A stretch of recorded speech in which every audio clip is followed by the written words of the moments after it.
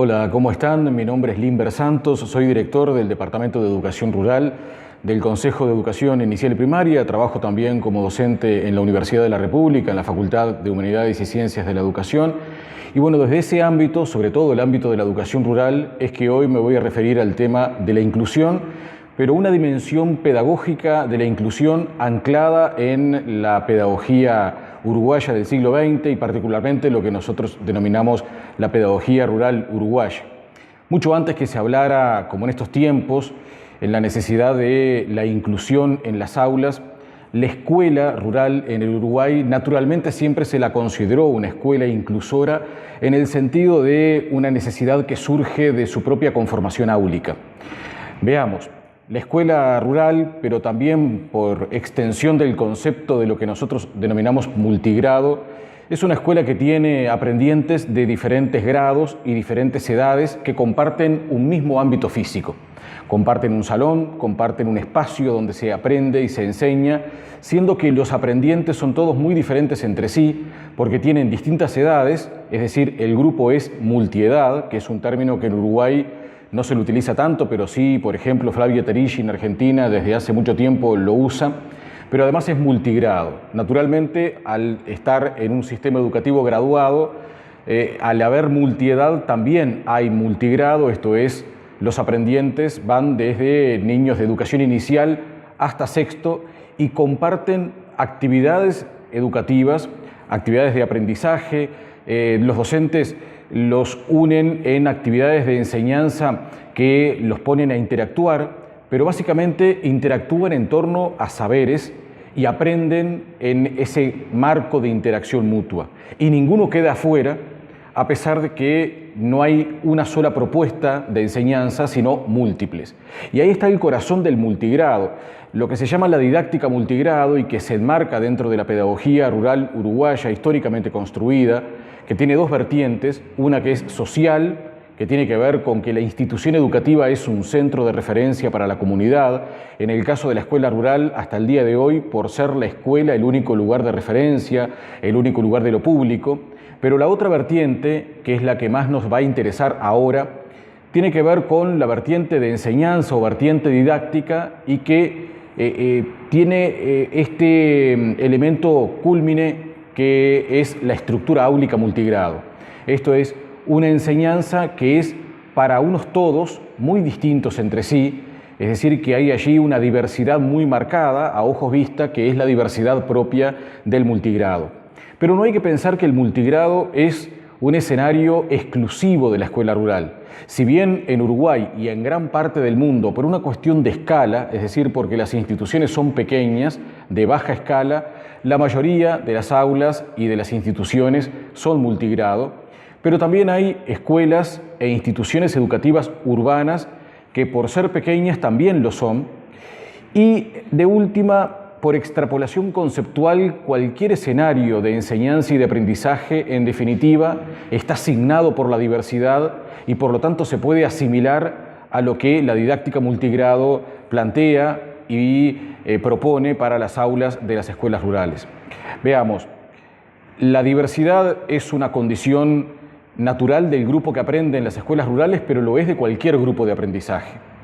Y hoy en día decir que cualquier grupo es diverso es algo natural, todos lo podemos sostener sin problemas, pero históricamente es algo relativamente reciente porque la escuela moderna se constituyó a sí misma en términos de una creencia ilusoria en la homogeneidad de los grupos que aprenden. De hecho, la escuela graduada y la graduación vinculada con la institución educativa formal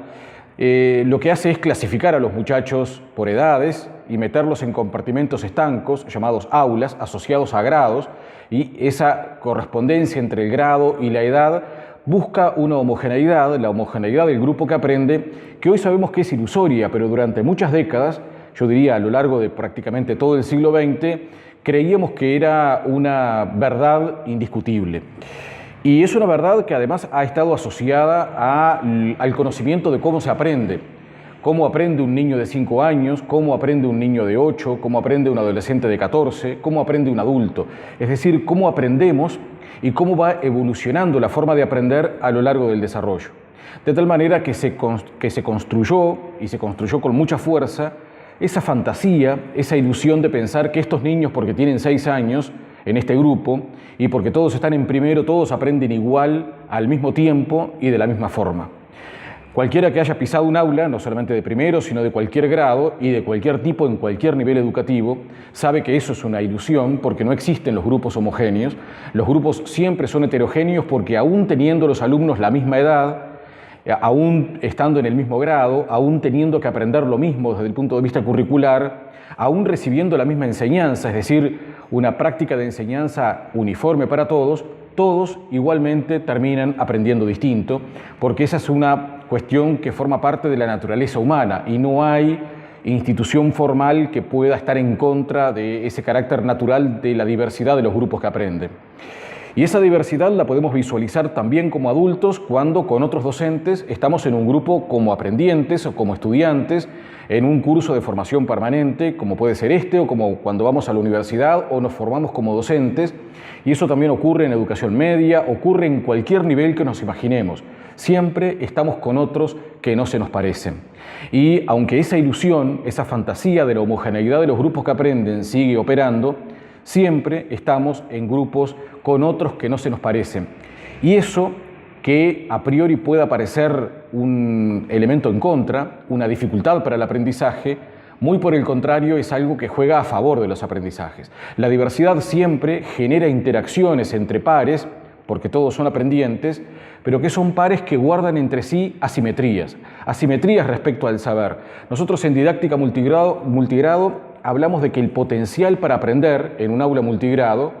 donde allí a la diversidad natural de cualquier grupo que aprende se le suma la diversidad etaria, como decíamos, la diversidad de pertenencia a diferentes grados. Bueno,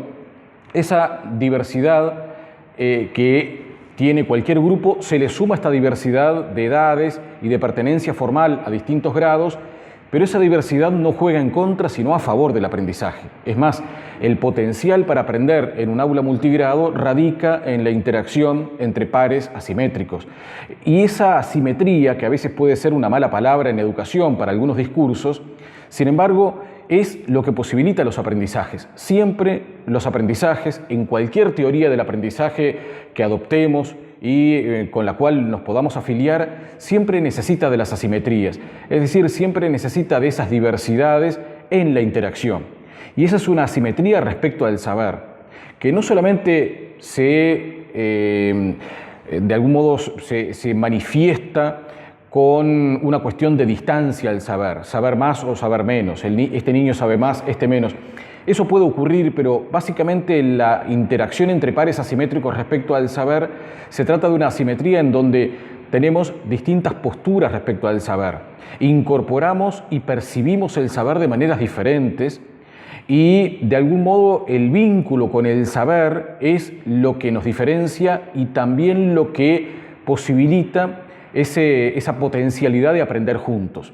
Ya desde hace muchas décadas sabemos que el aprendizaje siempre es con otros, nunca hay un aprendizaje individual, aunque estemos solos físicamente, siempre hay un aprendizaje con otros. Si esos otros tienen una vinculación con el saber distinta a la que yo tengo, entonces yo me voy a ver beneficiado de ese vínculo, pero también el otro se va a ver beneficiado del vínculo que tiene conmigo. Y eso lo podemos traducir en la imagen del niño de sexto cuando ayuda en una tarea de aprendizaje al niño de segundo, el niño de quinto que ayuda al niño de primero. Se ve beneficiado el más chico porque lo ayuda un par mayor, además del maestro hay otro interlocutor, otro intermediador respecto al saber, pero también el par mayor, también ese niño de quinto, también ese niño de sexto, se ve beneficiado de ese vínculo que establece con un par menor. Esta diversidad de cualquier grupo que aprende, lo que ha tenido como efecto históricamente también es, a la homogeneidad, a esa ilusoria, pretendida homogeneidad de los grupos que aprenden, uniformidad de las prácticas de enseñanza. Estos son todos niños de 6 años, todos están en un mismo grado, tiene que aprender lo mismo, basta con que le enseñemos a todos con un mismo procedimiento, con un mismo dispositivo de enseñanza, esperando que todos aprendan, y quienes no lo hacen durante muchas décadas, de algún modo, pasaron a estar estigmatizados como este no puede, este queda rezagado, algo le pasa, y de ahí el paso siguiente de derivarlo a algún mecanismo que corrija ese problema es solo un paso y de eso sabemos mucho cómo ha ocurrido y sigue ocurriendo de alguna manera.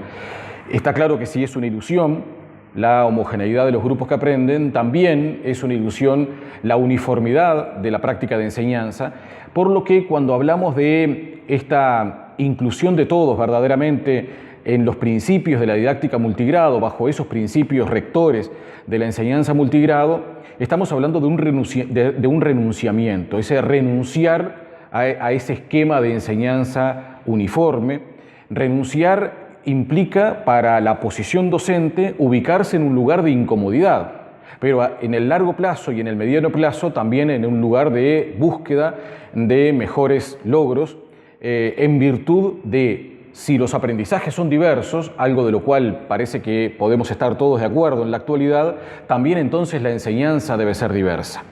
Lo primero es fácil de lograr, digamos, consensuar, porque a esta altura, aunque la fantasía de la homogeneidad de los grupos que aprenden sigue operando y sigue estando entre nosotros,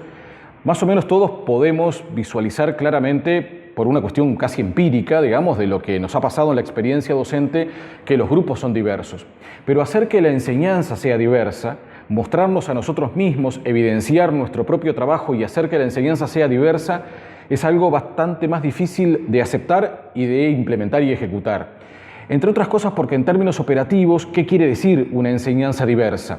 Bueno, básicamente la didáctica multigrado dice una enseñanza diversa es una enseñanza diversificada en términos de cómo opera en la acción concreta. Una enseñanza que no es siempre la misma igual para todos, sino que a partir de determinado momento de cualquier dispositivo de enseñanza hay una diversificación, un menú de alternativas, un menú de posibilidades en función de las características de los aprendientes y del grupo todo, de tal modo que no hay un solo dispositivo sino varios. No hay un solo proceso de enseñanza, sino múltiples que conviven, que se manifiestan de manera simultánea, aún dentro del mismo grupo. Y aunque el docente esté solo en tanto tal, hay técnicas que son las que brinda la didáctica multigrado para diversificar las prácticas en una multiplicidad de procesos que van a actuar de manera simultánea. El primer efecto de la diversificación de la práctica de enseñanza, esto es no enseñar a todos igual, sino implementar 2, 3, 4 procesos diferentes, es la simultaneidad. Se van a dar al mismo tiempo y esa simultaneidad requiere además, como efecto y como consecuencia para las prácticas de enseñanza, algo que en Uruguay es muy viejo y que se llama alternancia del trabajo dirigido, trabajo autónomo. Es decir, cuando hay simultaneidad de propuestas, no todas pueden ser iguales. Si se dan al mismo tiempo, algunas son de naturaleza más dirigida, entre comillas, es decir, necesitan más de la presencia del docente, que estará allí haciendo la enseñanza propia, pura y dura que hace el docente: indicar, explicar, acompañar, responder, hablar, preguntar. Pero otras actividades que se desarrollen al mismo tiempo mientras el docente está dirigiendo esa actividad dirigida se deben poder desarrollar en forma autónoma, es decir, a partir de ciertas pautas, ciertas rutinas, ciertas guías de trabajo, que los aprendientes puedan desarrollar tareas con cierta autonomía momentánea. El docente sigue estando allí en el escenario áulico, pero cierta autonomía como para que sea viable esa alternancia del trabajo dirigido y del trabajo autónomo y sea viable, por lo tanto, la simultaneidad de procesos diversos en el aula. Siempre cuando hay diversificación hay elementos comunes. De algún modo, cuando estamos en una práctica donde se incluyen a todos en un proceso que es uno y es múltiple porque hay diversificación. En ese grupo no todos están haciendo lo mismo en un determinado momento, no todos están con el docente con el mismo nivel de atención, porque hay diversificación, hay diversas prácticas y diversos procesos actuando simultáneamente, pero también hay algo del orden de lo general, hay algo del orden de esto es para todos. No hay diversificación sin elementos comunes. Dicho de otro modo, cuando diversificamos prácticas de enseñanza, partimos de ciertos hilos conductores que son comunes a todo el aula, a todo el grupo. Esto se manifiesta en términos operativos y concretos con, por ejemplo, una apertura que es con el grupo total, donde hay allí una actividad a la cual todos pueden seguir, más allá de sus diferencias. Una actividad relativamente breve, donde no importa lo diversos y diferentes que sean los alumnos, todos pueden encolumnarse detrás de una apertura donde todos conversamos, donde vemos un corto audiovisual, donde observamos una lámina, donde leemos un cuento, donde salimos al patio, donde hacemos un juego cooperativo, donde hacemos una visita a un predio vecino. Es decir, todos vamos a hacer esa actividad, pero es una actividad de un potencial tal que es propedéutico, introductorio, que presenta un recurso, que presenta un tema, que presenta un problema, que a partir de allí hay una diversificación en procesos distintos. Esa diversificación parte de un lugar común, parte de algo que todos comparten, parte de un problema del cual todos partieron, parte de una lámina, de una actividad que todos la tienen presente. Y es importante, es vital, diría yo, esa tensión entre lo común y lo diverso, que para que haya una propuesta diversificada haya también elementos del orden de lo común, porque así como genera actividades de apertura, también puede luego generar actividades de cierre. Y en el cierre, tras un proceso de diversificación, se vuelve al problema del cual se partió, se vuelve a la actividad lúdica de la cual se partió, se vuelve a la actividad expresiva en la cual se comenzó, pero al volver a la lámina, al volver a la actividad lúdica, al volver al experimento, al volver al cuento, al volver a la película, se vuelve con otra mirada, con otros ojos, con otra capacidad de discernimiento, porque en el medio hubo una actividad de enseñanza de conceptos, de procedimientos, de actitudes. Hubo en el medio un aprendizaje que, aunque sea incipiente, que aunque sea mínimo porque forma parte de una secuencia de larga duración, eso, aunque mínimo, implica que al volver al punto de partida lo veamos con otros ojos, tanto docentes como alumnos. Y eso es el plus de algo muy sencillo como la práctica de apertura, diversificación y cierre, pero que en la diversificación, en ese cuerpo central del trabajo, está el corazón del atender a todos, el de incluir a todos, el de tener en cuenta a todos como una manera de hacer escuela y una manera de enseñar. Por todo lo anterior, decimos siempre que, si bien la didáctica multigrado se origina en esa realidad áulica, la del grupo multigrado formalmente establecido como tal, desde el punto de vista conceptual se puede extrapolar a cualquier situación educativa, no importa el nivel del que se trate, no importa el tipo de institución en la que estemos, en aras de una atención a la diversidad desde lo didáctico, en aras de ese potencial para aprender que radica de las interacciones entre pares asimétricos respecto al saber, y teniendo en cuenta que cualquier grupo que aprende tiene esa característica de esa diversidad que es tan fuerte como queramos cuando hilamos fino y vamos a las especificidades de cada niño, de cada adolescente, de cada alumno en particular, sus potencialidades y cómo pueden complementarse en el vínculo con otros entre sí. Y esa complementariedad, esa interacción, decíamos y lo reafirmamos con algún ejemplo de nuevo, cómo favorece todo el proceso de aprendizaje. Cuando un estudiante, cuando un aprendiente, en su propio proceso de aprendizaje, en interacción con otros, puede explicar algo a alguien, puede ayudarlo a completar una tarea, lo hace desde un lugar donde se siente fuerte, donde se siente capaz de hacerlo. Eso genera en él, por supuesto, una autoestima, digamos, de valoración de lo que él puede y sabe hacer, pero además, en esa interacción favorece a su compañero en su propio proceso de aprendizaje, pero él mismo, explicando, poniendo en texto un saber, poniendo en procedimiento material y procedimental, digamos, realizando una tarea manual, lo que sea, lo que hace también es reafirmar su propio aprendizaje, reafirmar su propio saber,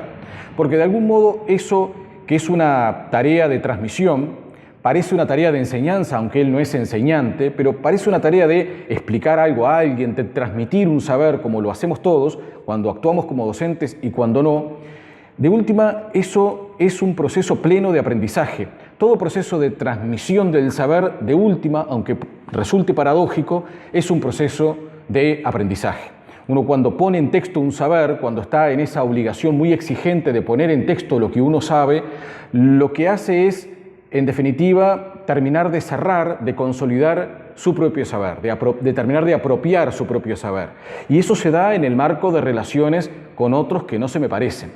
con otros que son distintos a mí. Esa diversidad es la que, como decíamos, favorece el aprendizaje a partir de la interacción. La interacción es el corazón del aprendizaje en aulas diversas. Por lo tanto, cuanto más diversas sean las aulas, mejor es para el aprendizaje. La diversidad siempre juega a favor del aprendizaje, aunque para el docente, aunque para quien genera los procesos de enseñanza, no vamos a negarlo, y puede implicar un desafío importante. Y está muy claro, quizá doblemente desafiante un aula cuanto más diversa lo sea. Por eso, decíamos hoy, nos saca del lugar de la comodidad y nos ubica en el lugar de una incomodidad. Pero es una buena incomodidad, es esa incomodidad necesaria, esta de poder pensar en estrategias múltiples, estrategias diversas, donde quizá tengamos que dedicarle más tiempo de preparación y de planificación, donde tengamos que cranear de algún modo, en términos más finos, los tiempos, los espacios, los recursos, los procedimientos, pero los logros siempre nos van a premiar con mejores resultados en lo que vemos en la cotidiana. Algunas variantes del sistema uruguayo, diríamos, de cómo se llevan adelante estas alternancias del trabajo dirigido, trabajo autónomo, estas distintas naturalezas de las actividades de enseñanza en un aula multigrado, las tenemos en el mundo, por ejemplo, con una autora mexicana, Elsie Rockwell, que hace algún tiempo escribió un libro llamado Yolto-K, Estrategias Didácticas Multigrado, donde ella habla de las versiones. Y se asimila muy bien a lo que nosotros hacemos acá, con otra denominación y con algunas variantes. Una misma propuesta de enseñanza, pero con varias versiones. La propuesta de enseñanza es la misma porque tiene, como decíamos, un mismo punto de partida, porque hay una temática general que es la misma, porque hay un gran concepto que es común a todo el grupo, pero la enseñanza incluso puede ser hasta un contenido concreto igual para todos. Pero hay 2, 3 o 4 versiones, esto es, caminos a recorrer ligeramente distintos, donde cada niño o cada subgrupo de niños del grupo se suma a la versión que más le conviene, a instancias del propio aprendiente o a instancias del propio profesor o docente, donde dice, bueno, es mejor que tú vayas por acá,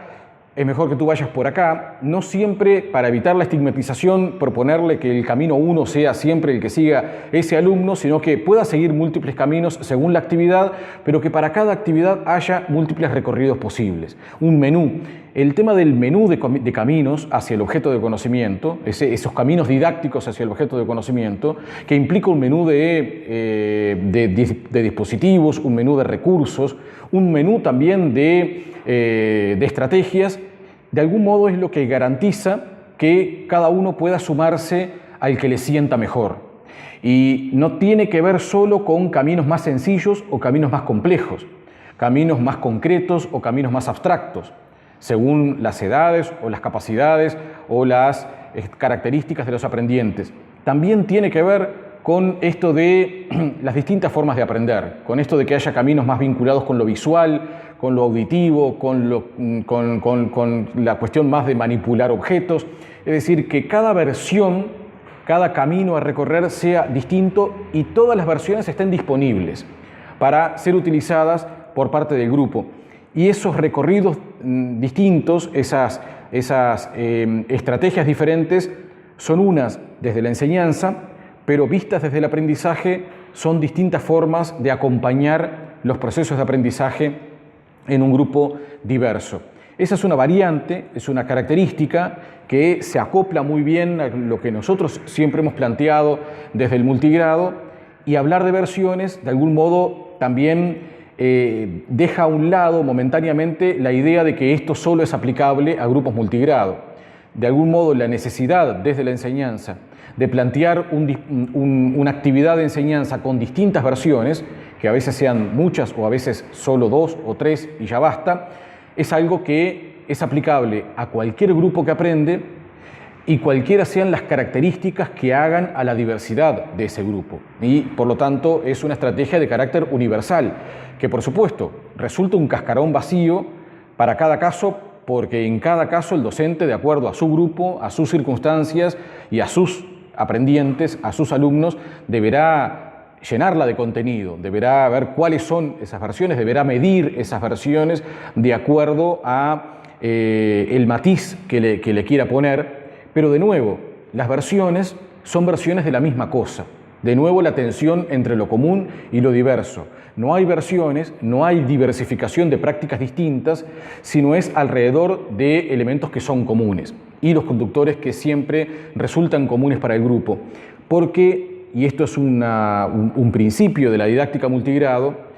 aún estando ante un grupo extremadamente diverso, el grupo es uno solo, el grupo es una unidad y debe trabajarse desde lo social y desde lo didáctico para que todos entendamos y todos concibamos, tanto estudiantes como docentes, al grupo como unidad.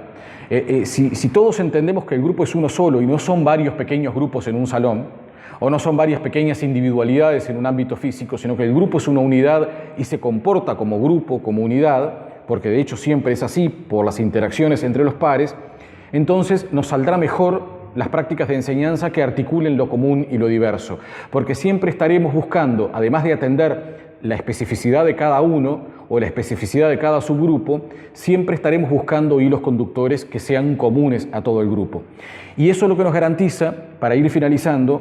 tener en cuenta un concepto también clave para el multigrado y que lo vemos en cualquier situación de aula, que es la circulación de saberes. La circulación de saberes en un grupo, en cualquier grupo que aprende, es clave para entender mejor el aprendizaje, pero también para entender mejor y diseñar mejores prácticas de enseñanza. Esa circulación de saberes implica que el saber, cuando circula entre los estudiantes, se modifica, se transforma, adquiere distintas manifestaciones, y eso hace que también se amplíe el abanico de manifestaciones del saber, el abanico de lo que se llaman textualizaciones del saber. Unos lo entenderán mejor de la voz del docente, pero otros quizá entiendan mejor de la voz de un compañero que se lo explica desde otro lugar. Esas maneras diversas de circular y de transformarse el saber en cuanto a cómo se manifiesta es clave para un aula verdaderamente inclusora. Es allí donde hay un corazón, digamos, de la didáctica multigrado aplicable a cualquier escenario y donde la circulación de saberes entre pares asimétricos tiene su razón de ser. Y bueno, la invitación es, más allá de estas reflexiones, es a pensar la propia práctica, mirarnos a nosotros mismos en función de estas claves de reflexión y ver cuánto ya hay de esto en nuestras prácticas sin que a veces nos demos cuenta y cuánto puede haber en nuestras prácticas de futuro y como ansias de mejoramiento continuo en función de las realidades áulicas y grupales que nos van tocando para responder al desafío constante de lograr una mejor y más auténtica inclusión.